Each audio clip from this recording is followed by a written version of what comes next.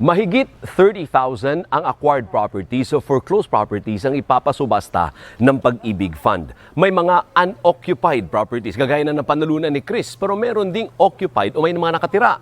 Kaya dahil as is where is ang bentahan, ang sinumang mananalo sa bidding ang gagawa ng paraan para maukupan niya ang napanalunang kondo o bahay.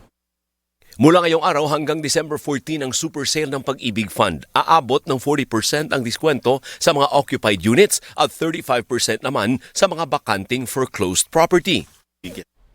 Ang mga kasalukuyang occupant na na-foreclosed na property, may pagkakataon ding mag-bid para mapasa kanila ang tirahan. Kung ang utang mo 1 milyon, may 10% na bawas na agad yun. Tapos you can choose between paying in cash. Kung cash ang babayad mo, meron ka additional 30% Na discount? na discount. Okay. So, bali 40% na yon yung discount mo. Pwedeng silipin ang mga foreclosed property sa website ng Pag-ibig Fund. Pero kailangan magrehistro ng mga gustong sumali sa online bidding sa super sale ng ahensya. Pinapayuhan din ng mga interesadong bisitahin ng personal ang mga bahay o kondo para makilatis bago magsumiti ng bid price sa subastahan.